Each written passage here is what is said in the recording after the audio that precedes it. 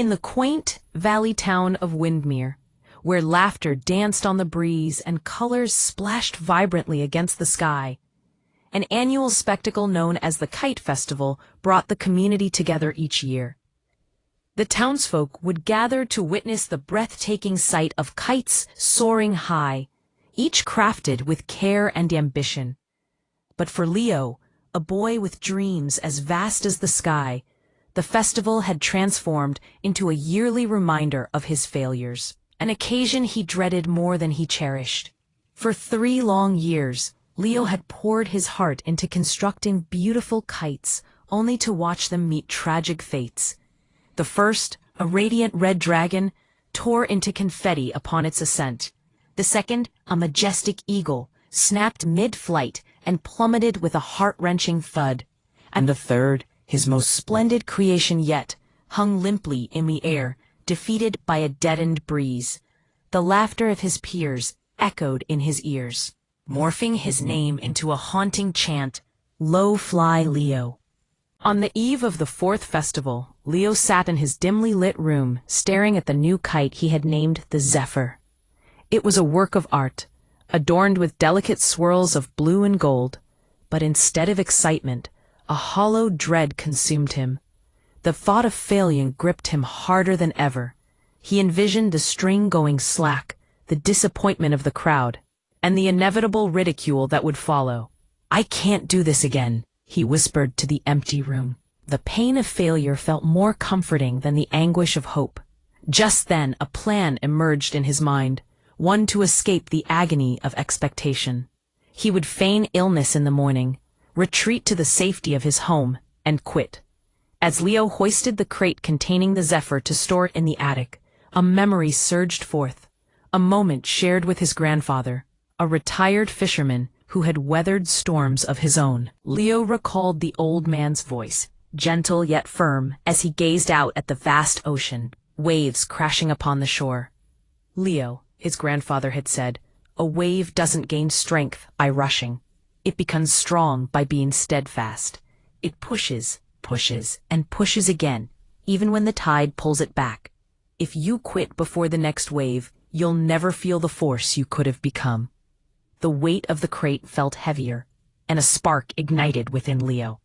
If quitting meant avoiding the risk of effort, then he was surrendering to a failure far graver than any kite crashing to the ground.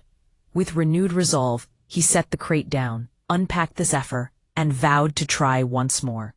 He would be the one to decide when his effort ended, not the unforgiving winds. Morning dawned, painting the sky in hues of orange and pink.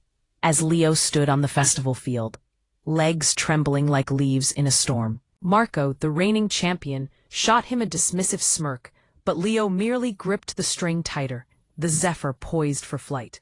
With a deep breath, he launched the kite into the air. The wind roared to life, fierce and unyielding, threatening to rip the Zephyr from his grasp. "Everyone can sail when the wind is at their back," Leo muttered to himself, the wisdom of his grandfather guiding him. A true sailor is defined by how they hold the rudder when the current tries to drag them off course. I must brace, settle my feet, and hold the line a little tighter. That is where strength is born. As Marco's large kite faltered and fell, Leo steadied his focus, applying the lesson of bracing against the tide. He refused to measure his success against the frantic rush of others, concentrating instead on the small, steady increments of effort. The hours rolled by, hands raw, shoulders aching, yet the Zephyr remained a resolute speck above the clouds, a testament to persistence.